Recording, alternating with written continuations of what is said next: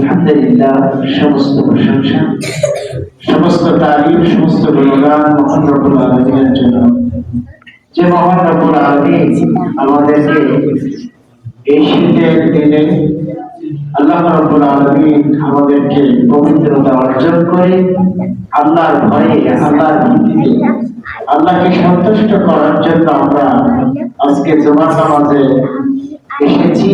আল্লাহর ঘরে মসজিদে আল্লাহ আমাদেরকে কবুল করেছেন, বলি আলহামদুলিল্লাহ। আরো আমরা আল্লাহর কাছে শুকরিয়া আদায় করব যে রব্বুল আলামিন আমাদেরকে শেষ নবীর উম্মত করে মুসলমান হিসাবে এই দুনিয়াতে প্রেরণ করেছেন। এজন্য আমরা সকলেই বলছি আলহামদুলিল্লাহ। দরুদ পড়ছি বিশ্ব নবী জনাব মুহাম্মদুর রাসূলুল্লাহ সাল্লাল্লাহু আলাইহি ওয়াসাল্লাম। ওনার পরে অগণিত ধারায় দরুদ বর্ষিত হোক, সকলেই বলছি আল্লাহুম্মা আমিন। সম্মানিত উপস্থিতি, মুসলমান, আল্লাহর কাছে আমরা প্রশ্ন করছি, হে আল্লাহ, চোখ কান থাকতেও দেখে না এবং শোনে না। আল্লাহ রাব্বুল আলামিন আমাদেরকে জবাব দিচ্ছেন। আল্লাহ বলছেন, আর অবশ্যই আমি সৃষ্টি করেছি জাহান্নামের জন্য বহু জিন ও মানুষকে। তাদের রয়েছে অন্তর, তারা বোঝে না। তাদের রয়েছে চোখ, তারা দেখে না। এবং তাদের রয়েছে কান, তারা শোনে না। তারা চতুষ্প জন্তুর মতো, বরং তারা অধিক পথভ্রষ্ট। তারাই হচ্ছে গাফেল, বলে নাউযুবিল্লাহি মিন যালিক। সম্মানিত উপস্থিতি, মুসলমান, আল্লাহ রাব্বুল আলামিন আমাদেরকে আশরাফুল মাখলুকাত করে এই পৃথিবীতে প্রেরণ করেছেন।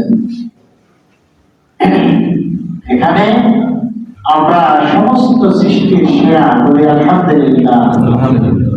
আর এই আয়াত থেকে আমরা বুঝতে পারছি যে চতুষ্প জন্তুর চেয়েও আমরা কি এবং খারাপ। চতুষ্প জন্তুর চেয়েও আমরা খারাপ। আজকে ভাবতে অবাক লাগে যে আমরা পাঁচ ওয়াক্ত নামাজ পড়ি, রোজা করি, আল্লাহর হুকুম সঠিকভাবে আমরা অনেকেই মানি না। রোজা করি সঠিকভাবে, আল্লাহর হুকুমটা আমরা মানি না। চতুষ্প জন্তু এরা শোনেও তারা শোনে না। তারা দেখে, দেখার পরেও তারা দেখে না। ঠিক না?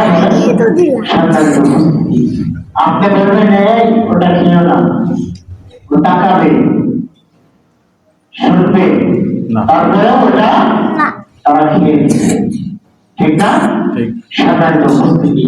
এজন্য আমাদেরকে ভাবতে হবে, যদি ওই জিনিস আমরা মানুষ, আমাদেরকে রব্বুল আলামিন সুন্দর দুটো চোখ দিয়েছে, সুন্দর ব্রেন দিয়েছে, আলহামদুলিল্লাহ, সুন্দর দুটো হাত, মুখ, তাদেরও আছে বলে, তাদের নাই?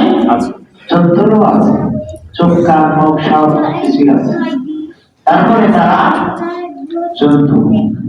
আর আমরা আশরাফুল মাখলুকাত, সমস্ত সৃষ্টি, যত সৃষ্টি আল্লাহ রাব্বুল আলামিন এই পৃথিবীতে দিয়েছেন, করেছেন, সকলের রূপ থেকে আমাদের সম্মান, আমাদের মান সম্মান অনেক বেশি। এখান থেকে আমাদেরকে শিক্ষা গ্রহণ করতে হবে।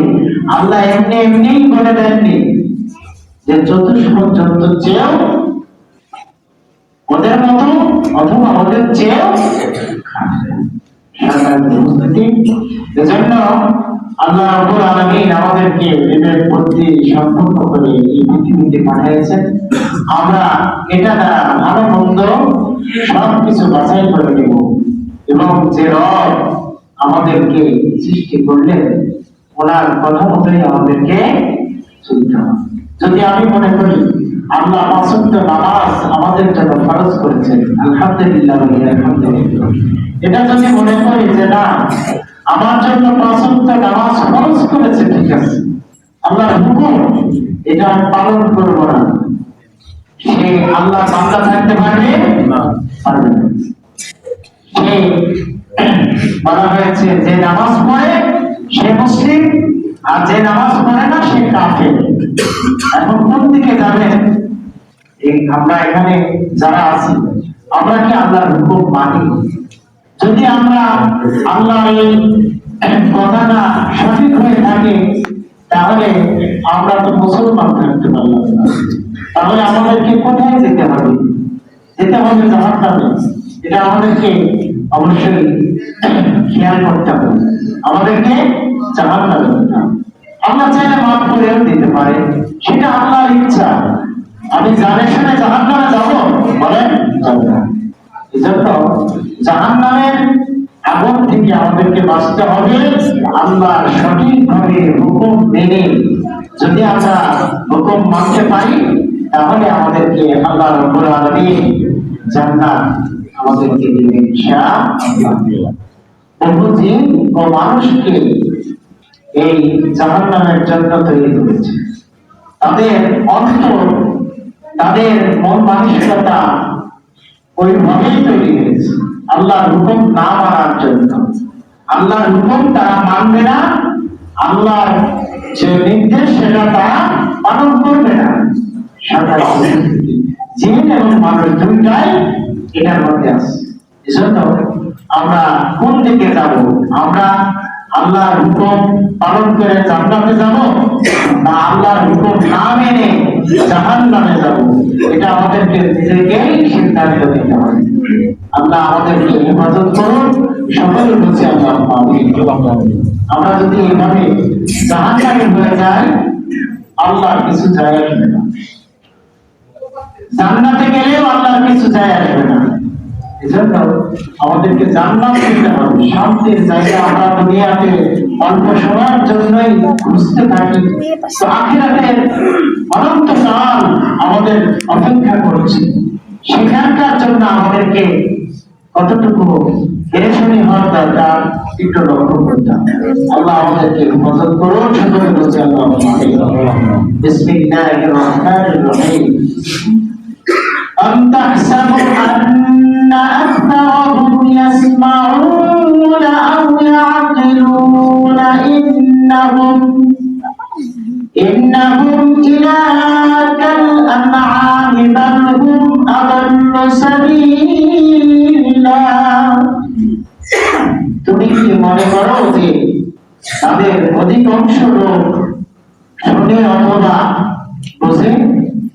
তারা কেবল পশুদের মতো, বরং তারা আরো অধিক বলেন তারে অধিকাংশ যারা তারা বুঝে, তারা কেবল পশুদের মতো বুঝে, তারপরে পশুদের মতো তারাই হলো অদৃষ্ট হয়ে যাবে। আল্লাহ আমাদেরকে যারা চাইবে পথভ্রষ্ট থেকে বাঁচতে, জাহান্নামের আগুন থেকে বাঁচতে, তাদেরকেই আল্লাহ হেফাজত করবে। আল্লাহ আমাদেরকে তৈরি করেছে জাহান্নামে যাওয়ার জন্য না। যারা আল্লাহর হুকুম মানবে না, আল্লাহকে চিনবে না, আল্লাহ পুরাপুরি হুকুমটা সঠিকভাবে আদায় করবে না, তাদের জন্যই জাহান্নাম। আল্লাহ আমাদের সকলকে হেফাজত করুন, সকলেই বলছি আল্লাহ। أولئك الذين طبع الله على قلوبهم وسمعهم وأبصارهم وأولئك هم الغافلون। এরা তো তারা অন্তরসমূহ, প্রমাণসমূহ ও দৃষ্টিসমূহের উপর আল্লাহ বহন করে দিয়েছেন এবং তারাই হচ্ছে কাফের। আল্লাহ রাব্বুল আলামিন যে মানব জিন তৈরি করেছেন তাদেরকে আল্লাহ ভালোবাসেন, আল্লাহ ভালোবাসেন তাদেরকে। যারা আল্লাহ নাফরমান বান্দা তাদেরকে আল্লাহ তাদের উপরে মোহর করে দিয়েছে এবং তাদের অন্তরকরণ, দৃষ্টিশক্তি সব অকেজু করে দিয়েছে। কানের মধ্যে বলে না সীসা ঢেলে দিয়েছে। সম্মানিত উপস্থিতি, এরকম রব্বুল আলামিন আমাদের এরকম আমাদের দৃষ্টিশক্তি, আমাদের শ্রবণ শক্তি এগুলো সব অকেজু করে দিয়েছে। আল্লাহর কথা তাদের ভালো লাগে না, আল্লাহকে মানতে চায় না। সম্মানিত উপস্থিতি, এজন্য আল্লাহ রাব্বুল আলামিন আমাদের সকলকে হেফাজত করুন। সকলে বলছি আল্লাহুম্মা আমিন। কাফেরদের ধন সম্পদ এবং সন্তান দেওয়ার কারণ কি, এটা আমরা অনেকেই জানি না, অনেকেই জানি। কাফেরদের ধন সম্পদ এত বেশি কেন,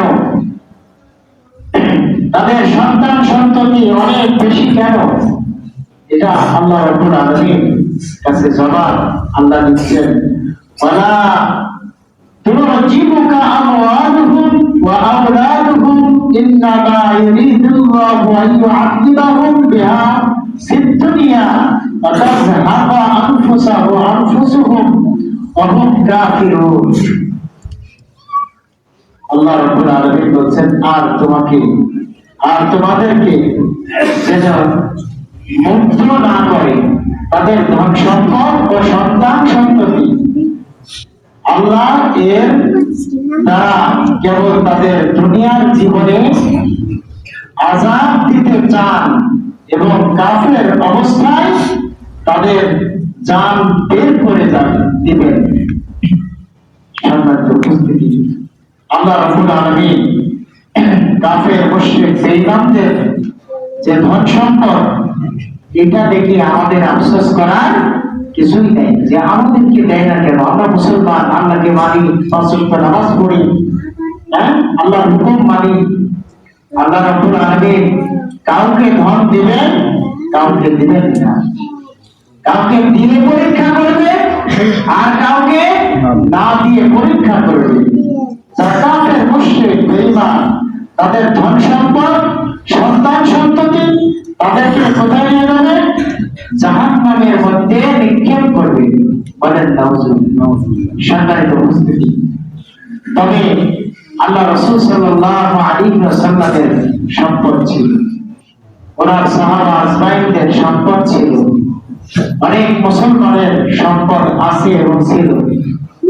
তারা জাহান্নামে যাবে না যারা সঠিকভাবে তার সম্পদকে ব্যবহার করবে দুনিয়া এবং আখিরাতের জন্য। আল্লাহ যে সম্পদ দিয়েছে শুকরিয়া আদায় করবে, আল্লাহর পথে সেই সম্পদ ব্যয় করবে। আল্লাহ সন্তান দিয়েছে, তাকে সঠিকভাবে লালন পালন করে আল্লাহর হুকুমগুলো পালন করাবে। সম্মানিত উপস্থিতি, আমাদের কত সুন্দর সুন্দর সন্তান, মেয়ে সন্তান, ছেলে সন্তান আল্লাহ আমাদেরকে দান করেছেন, আলহামদুলিল্লাহ। আমাদের পিতা মাতার যারা আমরা সন্তান, আমাদেরকে রব্বুল আলামিন পিতা মাতার কাছে দান করেছেন, আমাদেরকেও আমাদের সন্তানদেরকে দান করেছেন।